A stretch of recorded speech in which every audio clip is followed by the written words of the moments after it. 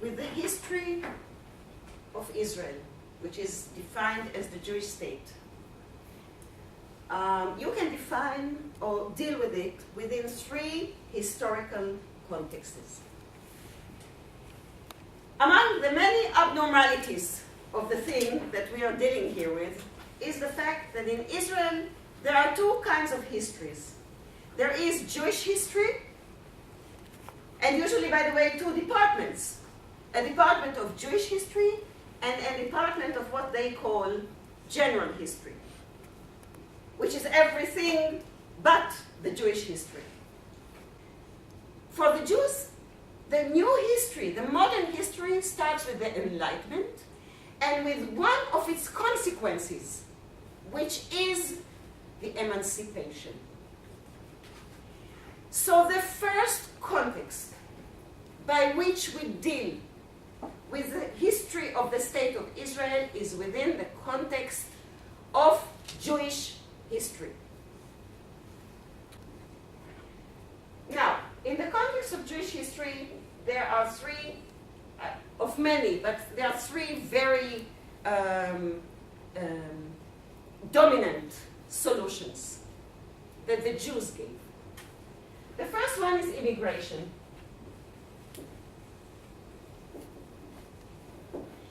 The greatest two groups, ethnic groups, to immigrate to America between 1881 and 1924, when America closed its gates, were the Jews and the Italians.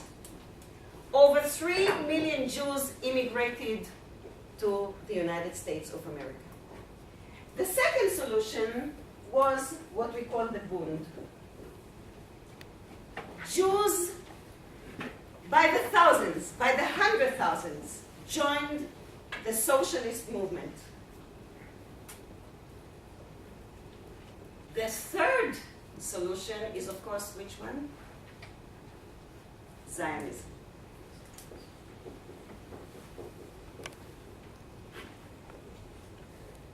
Now, Zionism had actually three aims. One is a Jewish state, and I will quote Herzl in a second, at the end of the conference where he created the movement. The second is creating a new Jew, a productive Jew. Why are you smiling? No, it's funny. Sounds funny. Oh, it was very serious, believe me. And the third one is to create a new Jewish society. In a prophet, he said, by the end of the conference of the Zionist movement, he said, in Basel, that's the place where the conference was held, in Basel, Switzerland, I created the Jewish state. And even if you don't believe it now, it will become true in 50 years. Exactly. Herzl was not alive to see it, but exactly 50 years later, the state of Israel was established. Eretz Israel was occupied by many occupiers.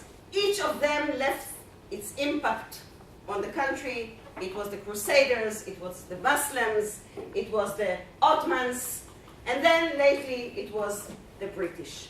And each one left an imprint on the history of the land. It's a transition land. It is located in a very famous and important geopolitical place.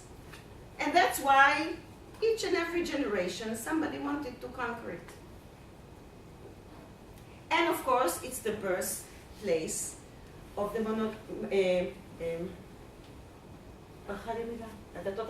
monotheistic religions. All three of them were born there. By May 15, 1948, the State of Israel was established. Its establishment event was the reading of the Declaration of Independence. It was read by the first person I'm going to introduce to you after Herzl, and that's whom? Ben-Gurion. Yes, great. That's against Ben-Gurion.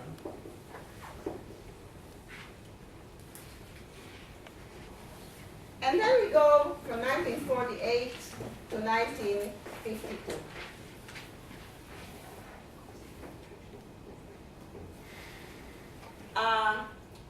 Let me just, I don't want to confuse you, but I want to be very precise. Between these two periods, from November 47 to July 48, we have the War of Independence.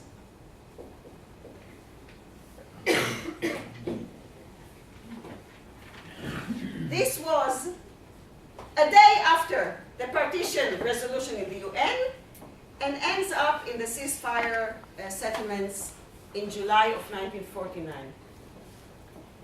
This was Israel's harshest war and its formative event. Within the framework of this period, we have the second formative event of Israel, and that's the Eichmann trial.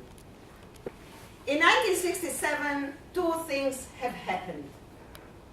First, there was a dramatic growth in the Arab population of Israel.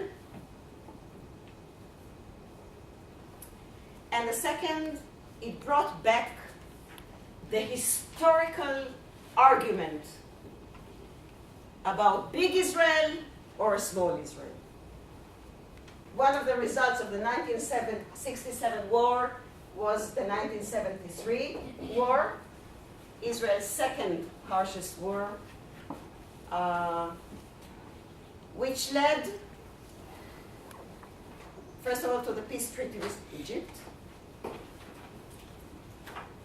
and second, it led to the first dramatic political change in Israel from Labour Party to Cherut, which is, I would say, the right wing of Israeli politics. And this is the third formative event. Remember the Declaration of Independence and the War of Independence, the Eichmann trial, and the Yom Kippur trial.